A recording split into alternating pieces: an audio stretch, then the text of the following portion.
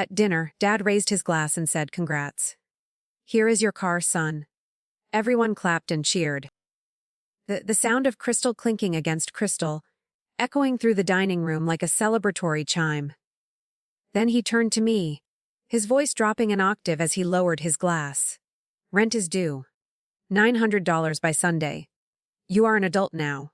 I sat there, the weight of his words pressing against my chest, as I looked at my brother's beaming face. I finally found my voice and asked him why I had to pay while Leo was being rewarded. Dad did not even blink. He just looked me straight in the eye and said, "Because he is worth it."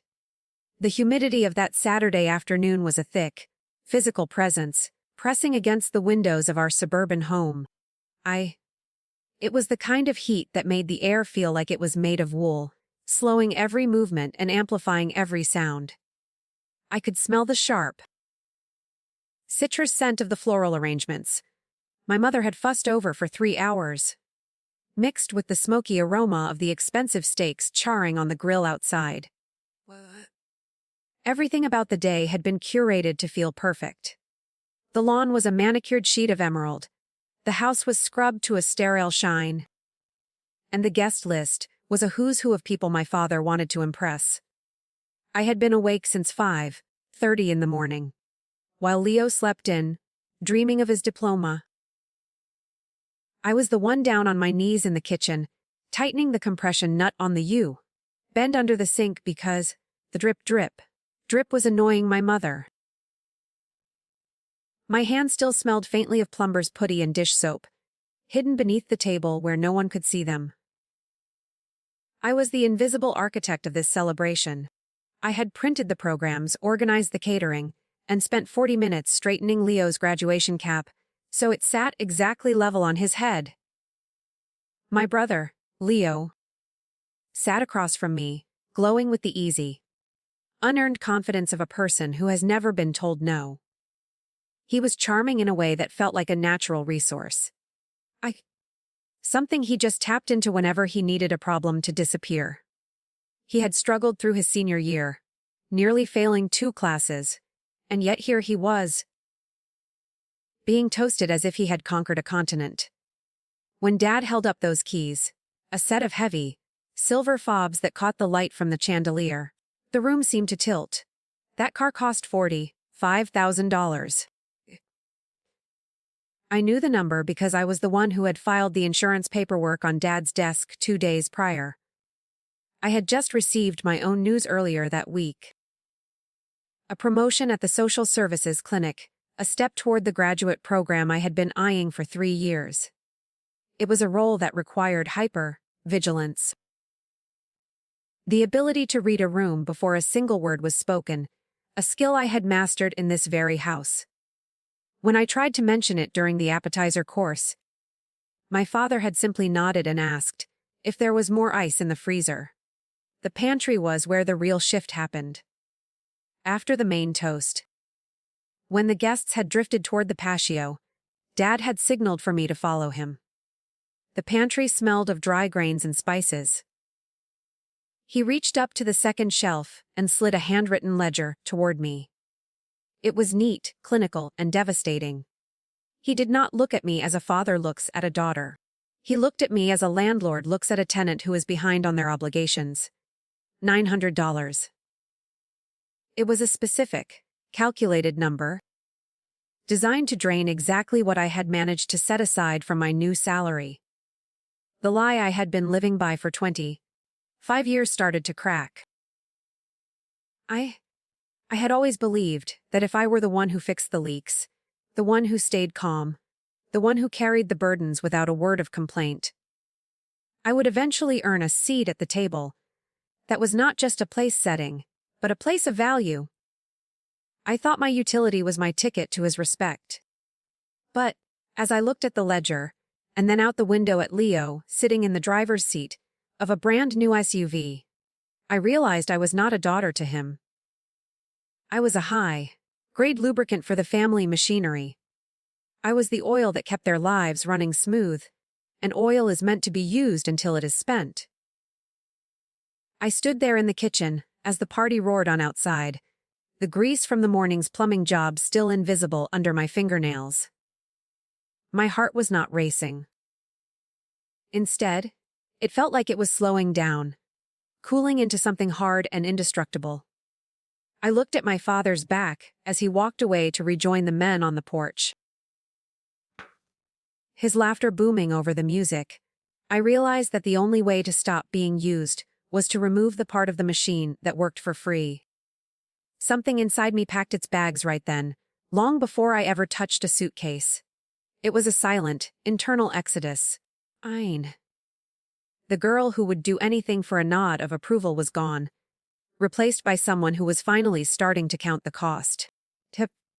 The celebration roared on outside the thin glass of my bedroom window. A cacophony of laughter and bass. Heavy music that felt like it belonged to a different house in a different city. I stood in the center of my room, the door locked, listening to the muffled shouts of my brother and his friends. They were gathered around the new car in the driveway. The metallic scent of new tires and wax drifting up through the screen. My hands were steady now, a strange and icy contrast to the humid chaos of the afternoon. The ledger my father had shown me was still burned into my mind, every handwritten digit a needle prick against my skin. $900. It was not just a number. It was the price he had placed on my presence, a fine for being the child who stayed. I pulled a heavy canvas duffel bag from the back of my closet, the zipper rasping in the quiet room. Methodically, I began to clear my desk. I avoided the trinkets and the framed photos, those colorful lies that suggested we were the family on the mantelpiece. Instead, I reached for my folders. I found the receipt for the property taxes I had covered back in March when Dad had complained about a temporary cash flow issue. It was $3,200. I had paid it without a second thought, believing that family meant filling the gaps. I placed that receipt on the very top of my packing box. A silent witness to the debt he would never acknowledge. I moved to my closet, my movements mechanical and precise. I left behind the expensive dresses my mother had bought me for various charity galas. The clothes meant to make me look like the perfect, supportive daughter. I packed my scrubs, my thickest sweaters, and the books that actually mattered to my future. As I folded a plain gray hoodie, I caught my reflection in the mirror. My face looked different. The soft, accommodating lines of the girl who always said yes had sharpened into something unfamiliar. I looked like the people I worked with at the clinic, the ones who had survived enough to know that hope is a luxury, and a plan is a necessity. I sat on the edge of my bed and pulled up my bank account on my phone. The numbers stared back at me, the result of 3 years of obsessive saving and skipped lunches. It was enough. It was enough for a security deposit, enough for a few months of groceries, enough to buy my own air. I felt a sudden, sharp pang of grief. Not for the house or the people in it, but for the version of myself that had spent so long trying to win a game, where the rules were rigged against her. I had been playing for a trophy that did not exist. Below me, the garage door groaned open. I watched from the shadows of my curtains as Leo backed the new SUV out into the street, the red taillights bleeding into the dusk like open wounds. He was laughing. One hand on the steering wheel, his head thrown back in pure, unadulterated joy. He did not have a ledger in his pocket. He did not have a list of expectations taped to his heart. He simply had the world handed to him on a silver fob, because he was worth it. The sound of his departure left the house in a sudden, ringing silence. My parents were likely in the kitchen, clinking wine glasses and congratulating themselves on a successful day. They had no idea that the foundation of their comfortable life was currently folding its socks into a canvas bag. I looked at the walls of my room. The posters from high school, and the certificates of achievement that no one had ever really looked at. They were just wallpaper now. Everything that made this place a home had been an illusion I created to keep myself from seeing the truth. I realized then that the hardest part of leaving would not be the physical move. It would be the act of stopping. I had to stop fixing things. I had to stop anticipating my mother's moods. I had to stop being the one who remembered where the spare keys were and when the insurance was due. If I were going to be a stranger who paid $900 in rent, I would start by being a stranger who contributed nothing else. No more plumbing repairs. No more grocery runs. No more invisible labor. I reached for a black marker and a stack of boxes. Each box I taped shut felt like a bridge burning. I was not angry anymore. Anger was too hot, too volatile. This was something deeper, something colder. It was the clarity that comes after a fever breaks. I was 25 years old, and for the first time in my life, I was not wondering what my father wanted. I was wondering what I needed. I checked the clock on my nightstand. It was 10:45. In 6 hours, the sun would rise on a Sunday morning, and by the time my father came looking for his $900, he would find only the silence I was leaving behind. I clicked the lock on my suitcase, the sound echoing like a gavel. The trial was over. I had found myself not guilty of their expectations. The house breathed in the 4 a.m. darkness, a slow, rhythmic creaking of wood and cooling vents that usually felt like safety. Tonight, it felt like a countdown. I stood at the threshold of the kitchen, the linoleum cold beneath my socks.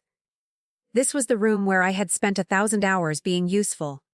I looked at the coffee maker, the one I had descaled only last week, and the spice rack I had organized by flavor profile, so my mother would stop complaining about lost jars of cumin. The silence was heavy, but for the first time, it was clean. It was no longer the silence of things left unsaid. It was the silence of a finished chapter. I began my final ritual. It was not a grand gesture of destruction, but a quiet, surgical removal of myself. I picked up a sponge and began to scrub the kitchen counters. I moved with a mechanical grace, wiping away the sticky rings left by the party guests and the crumbs from Leo's celebratory cake. I cleaned the sink until the stainless steel shone like a mirror in the moonlight, erasing every trace of the repair work I had done the morning before. I wanted them to wake up to a house that was perfect, a final, pristine reminder of exactly what they were about to lose. I wanted the contrast to be impossible to ignore. When the kitchen was spotless, I sat at the small breakfast nook and opened my laptop. I pulled up the shared family calendar and deleted my name from the recurring chores, the oil change reminders for my mother's car, and the Sunday dinner planning. One by one, I clicked the trash icon on a decade of service. My chest felt tight, but my hands did not shake. I was not being petty. I was being honest. If my presence was worth $900 in cash, then my labor was worth a price they could no longer afford. I reached for a sheet of plain white paper and a black pen. I stared at the blank surface for a long time, the refrigerator humming a low, steady drone in the background. I had considered writing an essay. I wanted to tell them about the night I stayed up until 3 in the morning, helping Leo with a paper he had forgotten, only for Dad to congratulate Leo on his hard work the next day. I wanted to remind my mother of all the times I had held the house together while she retreated into her headaches. But I realized that those words would only be more labor, more energy spent on people who had already decided I was background noise. I kept it simple. I wrote, I am moving out. I am taking responsibility for my life fully. Please do not look for me until I reach out. I signed my name at the bottom, the ink dark and final. I folded the paper exactly once. I walked over to the refrigerator and used the small, faded magnet from my first grade honor roll to pin the note at eye level. It looked small against the vast, white expanse of the appliance, but I knew it would land like a thunderclap when the sun came up. I carried my bags to the door, making 2 trips to avoid any heavy thuds that might wake the sleepers upstairs. The air outside was cool and smelled of damp earth and cut grass, a sharp relief from the recycled air of the house. I loaded the duffel bags into my car, the suspension settling with a soft sigh. I looked up at the darkened windows of my parents' bedroom. For a fleeting second, I felt a wave of the old terror. The deep, seated fear that I was making a mistake, that I was being selfish, that I would be alone. But then I remembered the look in my father's eyes when he handed me that ledger. I remembered the word worth. I climbed into the driver's seat and turned the key. The engine hummed to life, a low growl in the quiet neighborhood. I did not put the car in gear immediately. I sat there for 1 minute, watching the house. It looked so solid from the outside, so neatly trimmed and respectable. It was a beautiful frame with a rotting canvas inside. I shifted into reverse and backed slowly down the driveway. My headlights sweeping across the garage door, where Leo's new car sat, polished and pampered. I reached the end of the street and turned the corner. My eyes fixed forward. The GPS on my dashboard flickered, its blue light illuminating the cabin as it calculated a new route. I did not look back in the rearview mirror. I did not need to see what was behind me to know that, for the first time in 25 years, I was the one behind the wheel. The sun rose as a pale, indifferent sliver over the skyline of the city, miles away from the quiet, cul-de-sac I had called home for 25 years. I found myself sitting in a small, sterile studio apartment provided by my closest friend. A space that felt strangely cavernous despite its small square footage. The air here was different. It did not carry the scent of expensive floor wax or the lingering tension of a looming argument. It smelled of nothing but dust and old paint. I sat on a borrowed folding chair, staring at my phone as it rested on the scared wooden floor. It was 8:15 on a Monday morning. Back at the house, the coffee would be brewing, and my mother would be heading toward the refrigerator to find the milk. She would find the note instead. The vibration started low, a dull hum against the floorboards that made my heart hammer against my ribs. I did not pick it up. I watched the screen light up with the first wave of the inevitable. A text from Leo arrived first. "Where are the keys to the lawnmower? Dad is losing it." It was so characteristic of him. A question about a tool rather than a question about my soul. 10 minutes later, a missed call from my mother. Then another. Then the voicemails began to stack up like cordwood. Her voice in the first recording was high and brittle. The sound of a woman who had just realized the foundation of her house had turned to sand. "Aria, please," she said, her breath catching. "We are supposed to go to your great-aunt's doctor's appointment at 10. I do not have the address. Where did you put the file?" I leaned my head against the cool, white wall and closed my eyes. The guilt was a physical weight, a familiar shadow that tried to tell me I was cruel for leaving her stranded. But behind the guilt was a burgeoning, terrifying sense of peace. For 25 years, I had been the keeper of the files, the driver of the cars, the one who remembered every appointment and every birthday. I was the one who made sure the bills were paid, and the grass was cut so that Elias could maintain his pride and Leo could maintain his leisure. Now, for the first time, I was just a woman in a room. My absence was creating a vacuum, and the sheer volume of their panic was the first true measurement of my value. By noon, the tone of the messages changed. My father's first text was not a question or a plea. It was an order. "This is unnecessary. You are being dramatic. Get back here so we can discuss the Sunday schedule." Adults do not hide. I looked at the words until they blurred. He still thought he was the conductor, and I was just an instrument that had gone out of tune. He had no idea that I had not just left the orchestra. I had burned the sheet music. I felt a strange, detached pity for him. He was a man who only knew how to lead by demand. And he was currently shouting into a canyon, where no one was listening. I spent the afternoon focusing on my work at the clinic. It was an odd sensation, to be surrounded by the crises of strangers while my own family was experiencing a self-inflicted collapse. My supervisor commented on my focus, noting that I seemed more present than usual. I realized then that I had been living with 40% of my brain constantly dedicated to the logistics of a household that did not love me back. Without those background tasks running, my mind felt sharp, almost dangerously clear. I handled 3 difficult cases with a level of calm that surprised even me. I was no longer the girl who fixed the sink. I was the professional who knew how to steady the ground under someone else's feet. Because I had finally stabilized my own.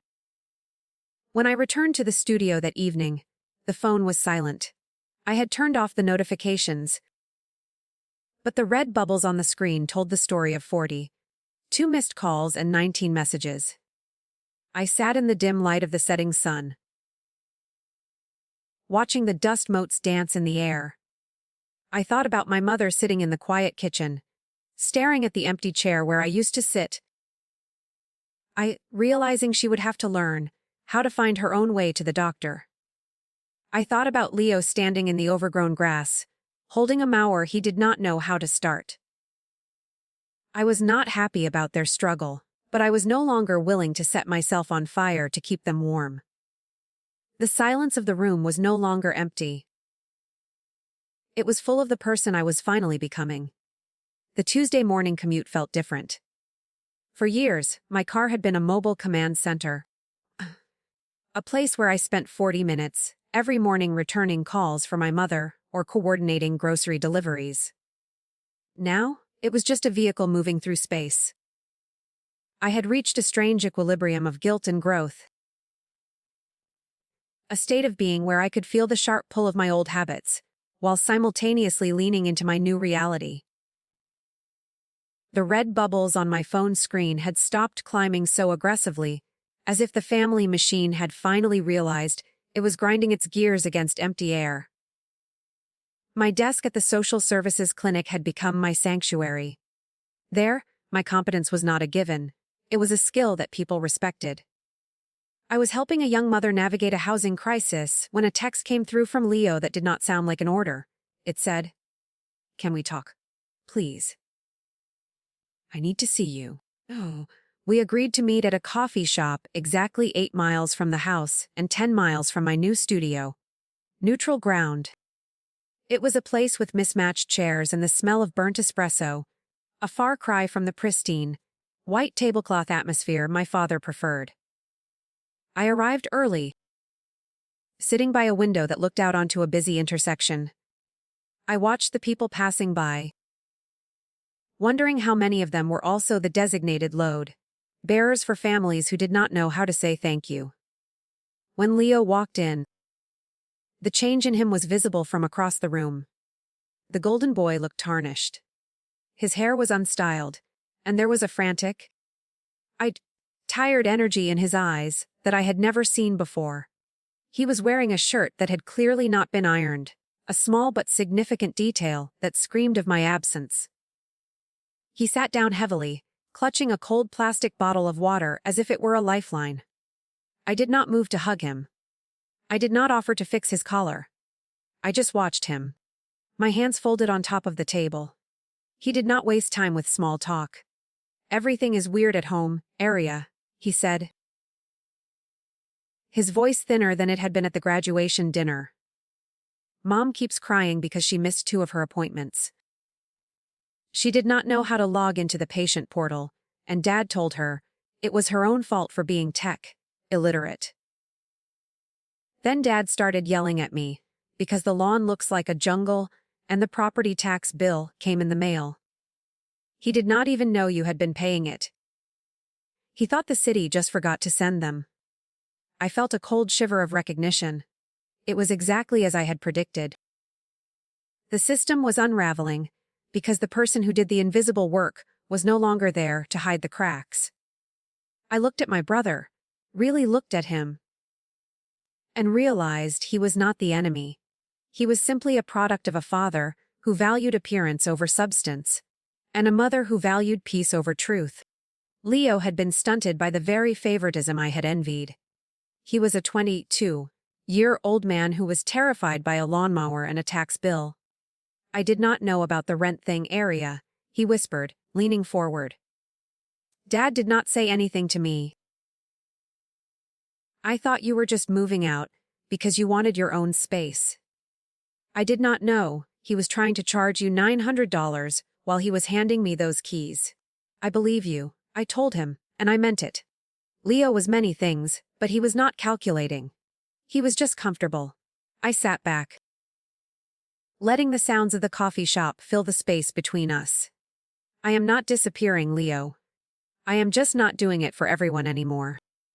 I am not the buffer between Dad's temper and Mom's anxiety. I am not the administrative assistant for your life. You are going to have to learn where the files are kept. You are going to have to learn how to ask Dad for help, instead of expecting me to handle it behind his back." Leo looked like he wanted to argue, to beg me to come back just for a week to straighten things out. But he saw something in my face that stopped him. He saw the distance I had built, a distance made of intention rather than anger. He nodded slowly, the reality of his new situation finally sinking in. He realized that the safety net had not just broken, it had walked away and started a new life. As I watched him walk back to his shiny, expensive car, I felt a profound sense of relief. The guilt was still there, a dull ache in the background, but it was no longer in the driver's seat. I had seen the collapse. And for the first time in my life, I did not feel the need to pick up the pieces. The silence of my new apartment was shattered on Thursday afternoon. I had just finished a grueling shift at the clinic, my mind heavy with the stories of broken families and systemic failures. When I pulled onto my street and saw my father's car, it was parked crookedly against the curb, a black, polished Predator in a neighborhood of modest sedans. My heart did a slow, painful roll in my chest. I had spent the week feeling the shift of power in the coffee shop with Leo, believing that the distance was my shield. But as I saw Elias standing on the sidewalk, his hands buried deep in his pockets, and his jaw set like granite, I realized the shield was about to be tested. He did not wait for me to reach the door. "You have made quite a point, Aria," he said, his voice carrying that sharp, practiced edge he used when a contractor was behind schedule. "We have all noticed. Now let us stop this nonsense and get you moved back in. Your mother is a nervous wreck and the house is falling apart." I did not answer until I had climbed the stairs and unlocked the heavy wooden door. I stepped inside and held it open, not out of welcome, but out of a need for a contained space. He walked in, his eyes darting around the small studio with a look of visceral disgust. He took in the mismatched furniture and the single window overlooking the alleyway, as if the poverty of the space were a personal insult to his lineage. "Can we talk?" he asked, though it was not a question. It was a demand for an audience. I sat in the only chair I owned. "We are talking, Dad. What do you want?" "You embarrassed us," he said, pacing the 3 steps it took to cross the room. "You made a scene by disappearing in the middle of the night like a thief. You left your mother stranded, and you left me with a mess I do not have time to clean up. It was immature. It was a blindside that we did not deserve after everything we have given you." I looked at him, and for a moment, I saw the ghost of the little girl who would have apologized. But that girl had died in the pantry on graduation night. "I left quietly," I replied, my voice sounding steadier than I felt. "That is not a scene. A scene would have been screaming at the dinner table. You handed me a rent demand for $900 while you were handing Leo the keys to a luxury car. That was the blind side." He waved his hand as if swatting away a fly. "That is business. You are an adult, and adults pay their way. I was trying to teach you the value of $1. It was for your own benefit. I reached onto the small table and picked up the folder I had prepared. I pulled out the property tax receipt and the itemized list of every repair, grocery run, and utility bill I had covered over the last year. I slid them across the laminate surface. I have been paying my way for a long time, Dad. I paid $3,200 in taxes, so you would not have to dip into your savings. I paid for the new dishwasher. I have been paying rent in blood, time, and silence for years. So why does Leo get the reward while I get the invoice? He did not look at the papers. He did not even glance at the proof of my labor. He just stopped pacing and looked at me with a cold, terrifying honesty. He sighed, a sound of profound exhaustion, as if I were a child failing to understand a simple math problem. Leo needed the encouragement, he said finally. He needed the boost to get started. You have always been fine on your own. You are capable. You do not need the help he does. I felt something crack open inside me. It was not the sound of a heart breaking. It was the sound of a cage door swinging wide. So, because I handle things, I get less, I asked.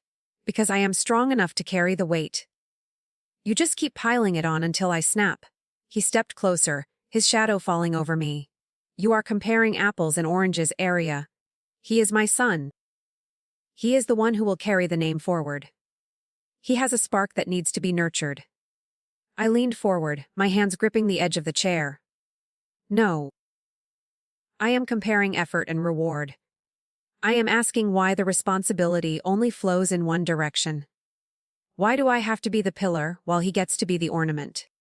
Elias hesitated for a single second. The air in the room felt thick, charged with the decades of favoritism and forgotten accomplishments. Then, he said the words that ended my childhood once and for all. He said it with no apology, no hesitation, and no regret. Because he is worth it, Aria. The words landed heavy and clean. They did not hurt. That was the strange part. They felt like a key turning in a lock. The question I had been asking since I was 5 years old finally had an honest answer. It was not that I was not good enough, or fast enough, or quiet enough. It was simply that in the ledger of his heart, I was a utility and Leo was an investment. I stood up slowly. The height difference between us usually made me feel small. But today, I felt immense. I am not here to argue with you anymore, Dad, I said. I just needed to hear you say that. Hear what? He snapped, his jaw tightening. That I was never going to win, I said. I was never going to earn the car or the toast or the recognition. Not by being responsible. Not by being patient. Not by staying. I could have fixed every leak in that house for the next 50 years, and I would still just be the girl who was expected to do it. He frowned, looking genuinely stunned that his honesty had not brought me to heel. You are twisting this into something dramatic. You are being ungrateful. No, I said, walking toward the door and swinging it open. I am being realistic. I am accepting the rank you gave me. And I am resigning from the position. He stood frozen for a moment, looking around the small, dim apartment as if he couldn't understand why I would choose this over the luxury of his shadow. You are really going to do this? He asked, his voice dropping to a low, dangerous rumble. You are going to walk away from your family over money. I shook my head, my hand firm on the doorknob.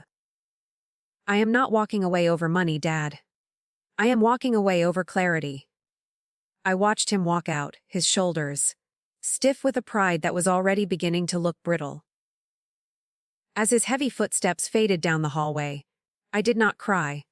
I sat back down in my borrowed chair and breathed in the dusty, quiet air of my own life. The confrontation was not a victory in the way I had imagined, but it was a graduation. I had finally learned the only lesson that mattered. My worth was not something he could define, because he had never been able to see it in the first place. The sound of the door latch clicking into place, after my father left, was the most honest sound I had heard in 25 years. It was a sharp, final period at the end of a long, rambling sentence of a childhood. I stood in the center of my small studio apartment, the air still vibrating with the echo of his voice, and the cold weight of his admission. He had said it. He had actually said that Leo was worth the investment, and I was merely a tool to be utilized. The clarity was freezing, but it was also solid. I did not have to wonder anymore. I did not have to hunt for hidden meanings in his silences, or try to decode the logic of his favoritism. The logic was simple. I was capable, so I was expendable. The calls began almost immediately, a frantic escalating chorus that played out across the screen of my phone. My mother called 6 times in the first hour. When I did not answer, she began to text, her messages a chaotic mix of pleading and guilt. "Aria, please. Your father is in a terrible state. He says you were disrespectful. Everything is falling apart here. Leo is not answering his phone and the kitchen sink is backing up again. Just come home for dinner. We can pretend this did not happen." I watched the phone buzz against the wooden tabletop, feeling a strange, detached sense of observation. I realized that my mother's version of peace was simply the absence of noise. She did not want a resolution. She wanted the illusion to be restored. She wanted me to go back to being the silent glue that held their fractured lives together so she did not have to look at the cracks. I did not respond.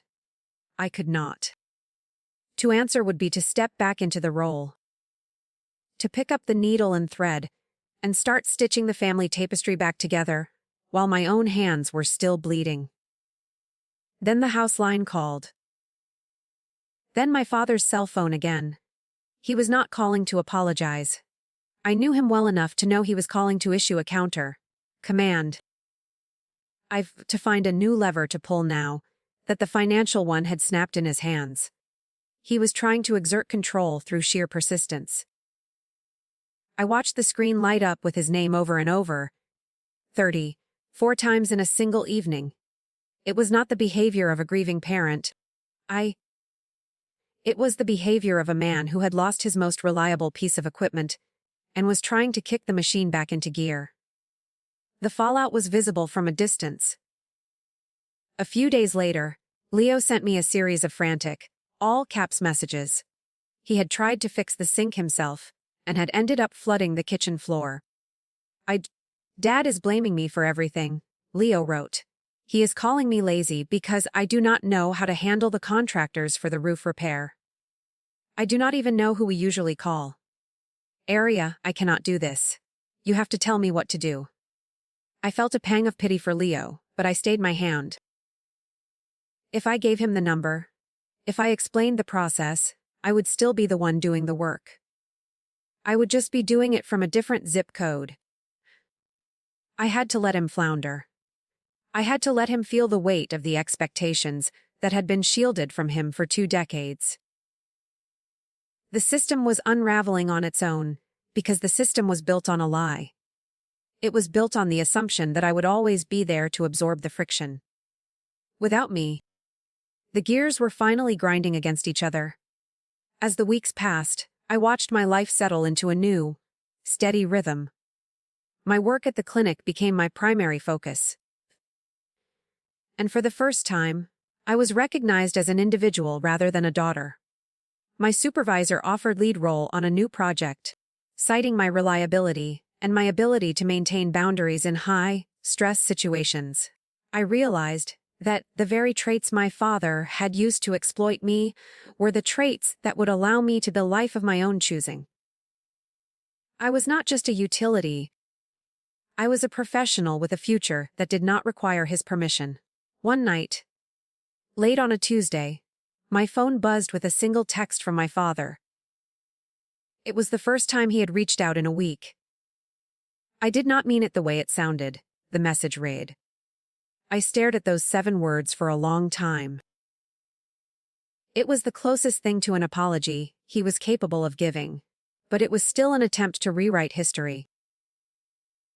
It was a plea for me to let him off the hook for his own honesty.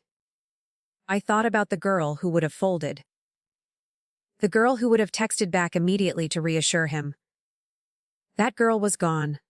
I typed back a single sentence: impact matters more than intent. I did not wait for a reply. I blocked the number. It was not an act of spite, but an act of necessity. I realized that the power had shifted irrevocably. The confrontation was over not because he had understood, but because I no longer needed him to. I had walked away from the ledger and the car and the dinner table. I had walked away over clarity, and in that cold, quiet space, I had finally found myself. The family I left behind would never be the same. But for the first time in my life, I realized that was not my problem to solve. The autumn air carried a crispness that finally cut through the memory of that sweltering graduation night. 3 months had passed since I walked out of my father's house, and the world had not ended. Instead, it had expanded. I sat in my new apartment. A place that was truly mine, filled with furniture I had chosen, and a silence that I had earned. There was no longer a hum of anxiety in my chest. No phantom list of chores running in the back of my mind, and no heavy expectation to be the pillar for people who refuse to stand on their own. The fallout had settled like dust after a storm. I reached for my phone, not out of compulsion, but out of a calm intention. There was a message from my mother. It was short, lacking the frantic accusations of the early weeks. She told me the weather was turning, and that she had finally learned how to use the online portal for her doctor's office. She didn't ask me to come back and fix anything. I realized that my absence had forced her to sit with the comfort she had spent decades avoiding. She was growing. Slowly and painfully, because I had stopped being her crutch. Leo was changing too. He had posted a photo online a few days prior, showing a pile of laundry and a burnt piece of toast, with a caption about the steep learning curve of adulthood. He looked tired, but for the first time, he looked like a man instead of a mascot. By refusing to be his buffer, I had given him the only gift that truly mattered: the necessity of competence. He was standing where I had always stood, expected to figure things out without an audience.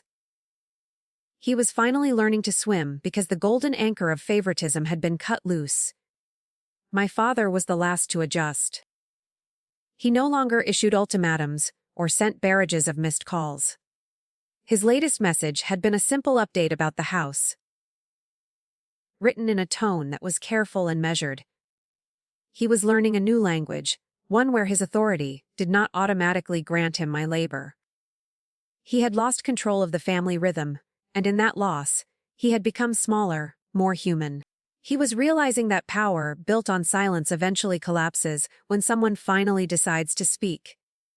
As for me, my life had stabilized in ways that felt like a revelation.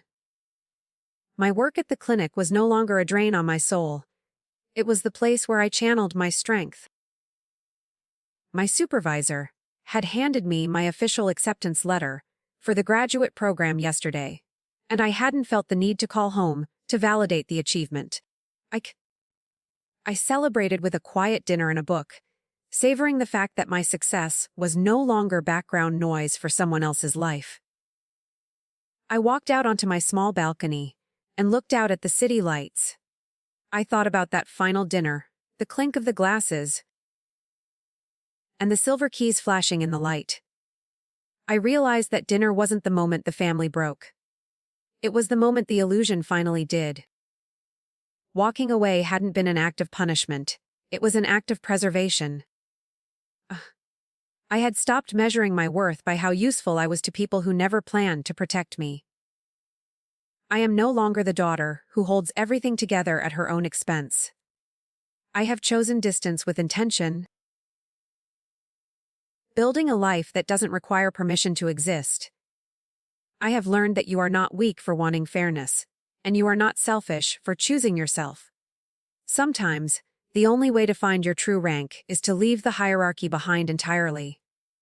I took a deep breath of the cool, evening air, feeling steady, honest, and fully mine. The note on the fridge was long gone, But the message was finally clear. I was worth it, not because of what I could do for them, but because of who I was for myself.